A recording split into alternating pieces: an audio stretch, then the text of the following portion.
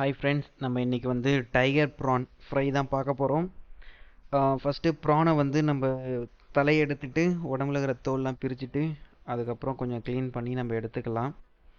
நான் அது மாதிரி க்ளீன் பண்ணுறேன். அது மாதிரி தலையை எடுத்துட்டு அப்புறம் உடம்புல இருக்கிற அந்த தோலை இது பண்ணிவிட்டு அப்புறம் வாழை கட் பண்ணிவிடுங்க. அவனை கொஞ்சம் பார்த்தே பண்ணுங்கள், ஏன்னா கையில் குத்தினா அப்புறம் நம்மளுக்கு தான் வலிக்கும். நான் எல்லா ப்ரானையும் உரிச்சிட்டேன். உரிச்சதுக்கப்புறம் என்ன பண்ண போகிறேன்னா, நான் மசாலா போட்டு ரெடி பண்ண போகிறேன். அதுக்கப்புறம் நான் அது மாதிரி கண்டிப்பாக க்ளீன் பண்ணுங்கள். கொஞ்சம் ஷார்ப்பான பொருள் வச்சு ப்ரான் மேலே அந்த முதுகில் கொஞ்சம் குத்தி அந்த பழுப்பு கலரில் இருக்கல்ல அதை எடுத்துருங்க. அதை எடுக்காமல் சமைச்சோம் அப்படின்னா கொஞ்சம் கசப்பாக இருக்கும், நல்லா இருக்காது. அதுக்காக தான் அதை க்ளீன் பண்ண சொல்லுவாங்க. மறக்காமல் அதை எடுத்துருங்க. அடுத்தது நம்ம மசாலா ரெடி பண்ணலாம் ப்ரான்க்கு. நான் ஃபஸ்ட்டு போட்டுக்கலாம். அடுத்தது காரம் தகுந்த மாதிரி கொஞ்சம் சில்லி மசாலா போட்டுக்கலாம். சில்லி பவுடர், மிளகாத்தூள். அடுத்தது கொஞ்சம் மஞ்சத்தூள். அடுத்தது கடைசியாக கொஞ்சம் இஞ்சி பூண்டு விழுது. தேவையான அளவு போட்டுக்கோங்க. உங்களுக்கு கொஞ்சம் காரம் வேணும்னா நீங்கள் காரம் ஆட் பண்ணிக்கலாம். ப்ரான் கொஞ்சம் காரமாக சாப்பிட்டா நல்லாயிருக்கும். மசாலா போட்டு நல்லா பெரட்டி விடுங்க. அது நல்லா மசாலா வந்து நல்லா ஒரு ப்ரானுக்கும் நல்லா ஊறுற மாதிரி நல்லா பண்ணுங்கள். அடுத்தது கொஞ்சம் கத்தி எடுத்து நான் கட் பண்ணுறேன்ல, இது மாதிரி அந்த ப்ரானுக்கு வந்து முதுகு தண்டை வந்து லைட்டாக ஸ்லைஸ் பண்ணி விடுங்க. இது எதுக்காக நான் சொல்கிறேன் அப்படின்னா, சுற்றி ப்ரான் நல்லா வேகும், அதே மாதிரி கொஞ்சம் உள்ள மசாலாவும் இறங்கும்.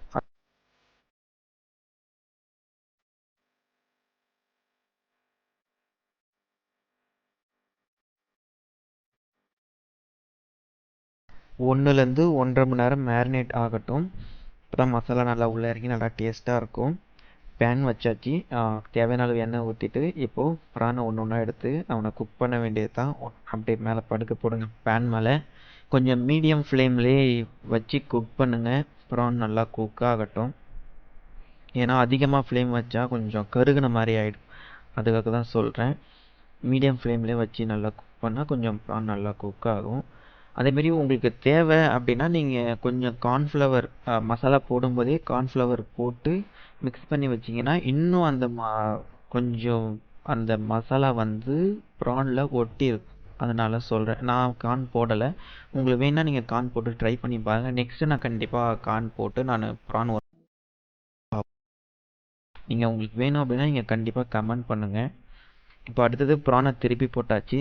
திருப்பி போட்டுட்டு ப்ரானை நான் கட் பண்ணல, கட் பண்ணது காரணம் இதுதான். இது மாதிரி நம்ம நிற்க வச்சோம் அப்படின்னா உள்ளேயும் நல்லா வேகும், அந்த கவிச்சை இருக்காது.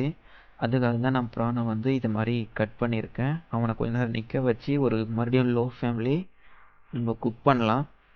குக் பண்ணியாச்சு. நல்லா பாருங்கள், நல்லா வெந்துட்டான்னு நினைக்கிறேன். நல்லா கிறிஸ்பியாக தான் இருக்கான். சரி, நெக்ஸ்ட்டு பிளேட்டில் எடுத்து மாற்றிக்க வேண்டியது தான்.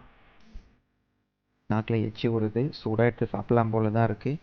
சரி, நெக்ஸ்ட்டு பிளேட்டில் எடுத்து மாற்ற வேண்டியது தான். நீங்களும் உங்கள் வீட்டில் ப்ரான் சமைச்சு உங்களுக்கு பிடிச்சவங்க கூட உட்காந்து என்ஜாய் பண்ணுங்கள். உங்களுக்கு என்ன டிஷ் வேணும்னு சொல்லுங்கள். நெக்ஸ்ட் வீடியோவில் நான் சமைச்சு அப்லோட் பண்ணுறேன்.